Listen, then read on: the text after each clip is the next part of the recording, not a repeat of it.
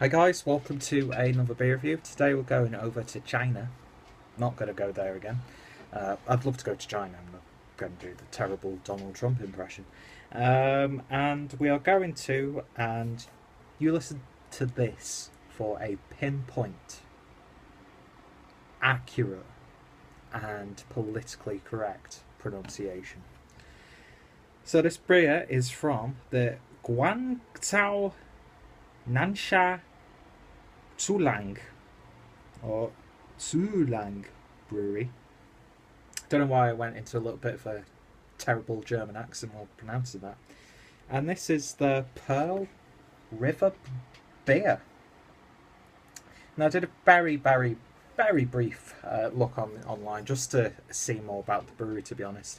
And I think these guys are a state-run brewery in China, and they have quite a massive facility, and I think they've only been around since the mid-80s. I'm not too sure, but I was in one of the local sort of Asian supermarkets, and because I remember that they had a few offerings in terms of beer, so I picked up two or three.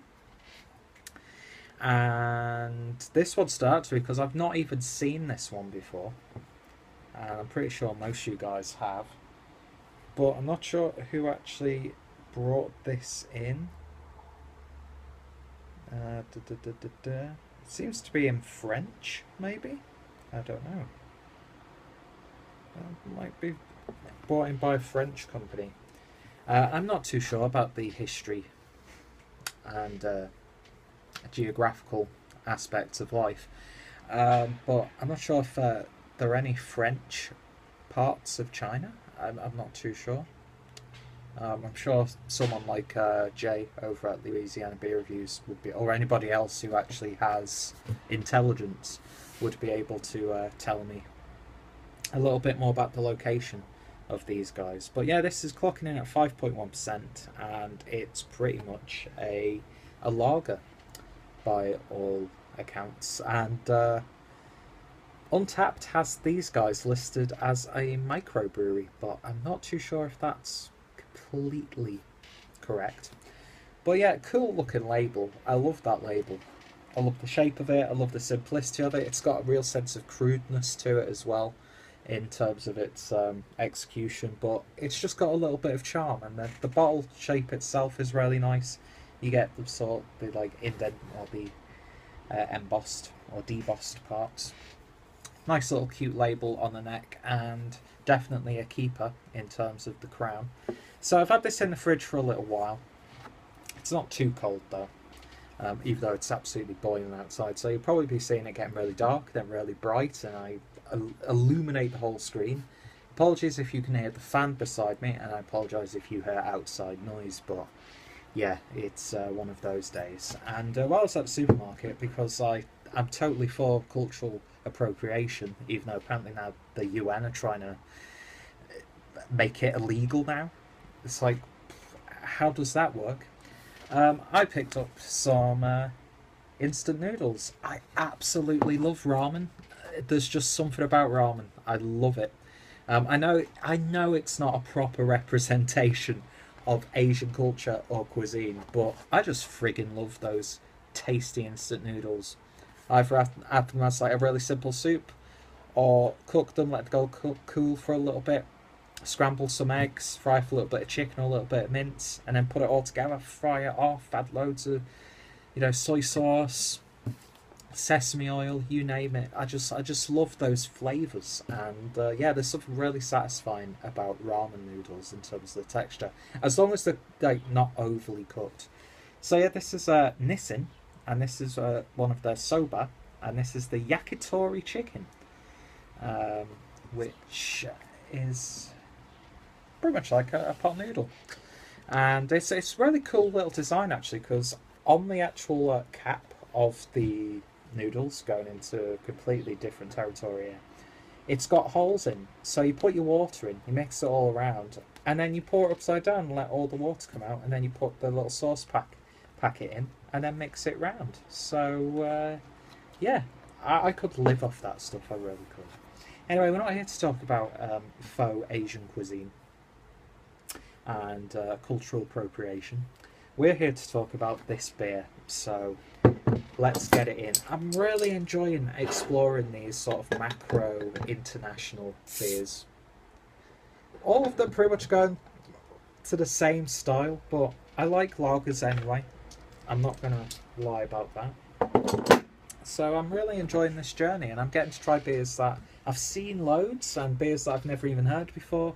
And it wasn't really that expensive. It was about €1.20 or something like that. So using my beer Varna glass for this one. It's in a 330ml bowl, as you would expect. So let's see if I can get it all in. Carbonation's looking fierce already. Let's give that a bit of a swirl. I know it's filtered to hell, but whatever. Not sure if this is an adjunct lager or if it falls under the purity laws. Let's see. Water, barley malt, rice. So yeah, it is adjunct. I kind of sort of expected that. And hop extract, 5.3%. Well, I'll tell you what, in the glass it looks pretty damn good. Lovely clarity to it. It's just distorted from the style of the glass. Carbonation has subsided quite significantly, and the beer's left about one finger's worth of a fluffy, well, not fluffy, foamy looking white head. But yeah, gold, straw-like in appearance. It looks really nice already. Let's see what we get on the aroma.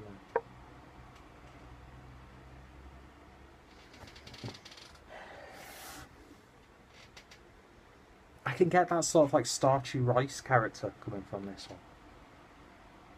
Then you get the malts in there.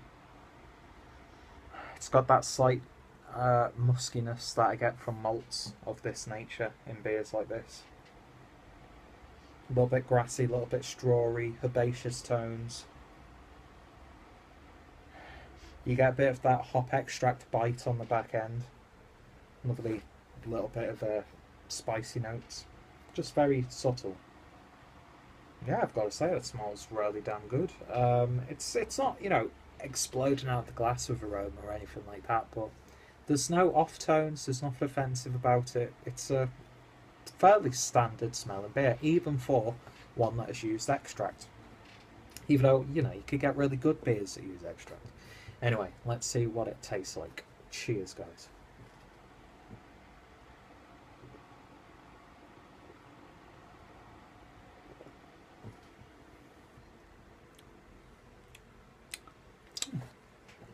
Oh, excuse me. It's got this like sweetness to it.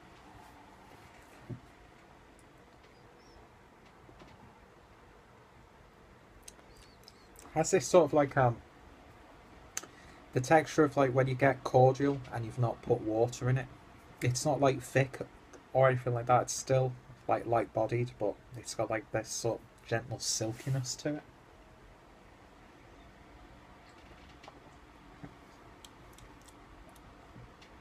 Grassy, like wet grass sort of thing. A little bit watery. Not too much though. Body is satisfyingly drinkable. It's got a real sense of crispness to it. It's refreshing. Gentle hoppy character in there. Very pleasant for hop extract as well. Yeah, it's just a really standard, solidly brewed macro adjunct lager. You're not picking up the rice on the flavour. Maybe a slight nuttiness that you sometimes get with certain types of rice, and that, mixing that with the malts.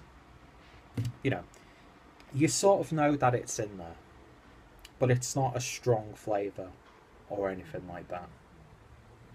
Yeah, this is again one of those beers where if you're in the right environment, it's really humid or whatever, and you wanted something crisp, refreshing, chilled down really, really nicely. This is one of those beers. It's going to refresh you. It's going to do the job.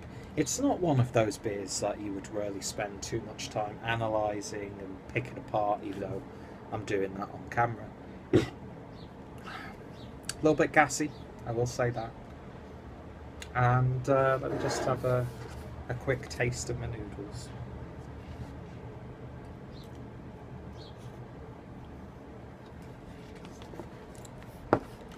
Not too bad. But yeah, that's one of those perfect, like, if you go to a Chinese restaurant sort of beers. If you order a curry, if you've ordered a pizza or fast food in general, and you're having a few beers, maybe you're watching a sports game, maybe you've got the boxing on, maybe you've got friends over, that sort of thing, and yeah, it's one of those just chug it back sorts of beers. It's not the finest example of these sorts of beers, that I will say that.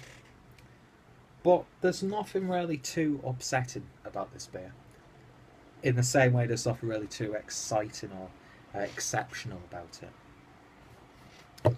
So in terms of a rating, I'm going to give this one a 7 out of 10. Would I pick it up again? I don't know, because there are other Asian beers that I need to try, so I'll naturally pick those up. But yeah, I wouldn't say no to it, especially in the right, drinking it from essentially the source at the height of summer or something like that. So yeah, that was Pearl River beer, maybe by the Pearl River, from Guangzhou Zhujiang Brewery, out of China. And not a huge beer, but satisfying in its own way. So if you've tried this one, as always, let me know your thoughts and opinions. If you've got any more information about the brewery, even though I'll be putting links down below anyway, just feel free to let me know. It's always good to be educated. If you've tried any other beers from this brewery, let me know. What other beers like this would you like to try in the future? Any other Chinese beers, macro, micro, craft, traditional? Hit me up in the comments. If anybody I watch on a regular basis has reviewed this, their reviews are down below. Check out the brewery's website if there is one, and social media platforms, and check out my adjunct lager playlist, which is really quite small as of me recording this, but I'm sure it's going to get a little bit bigger over the next few weeks. Anyway, guys, thank you for sticking with me for 12 minutes of a beer that I said you don't really need to dwell on. Yeah, that's the coolest drink away, I suppose.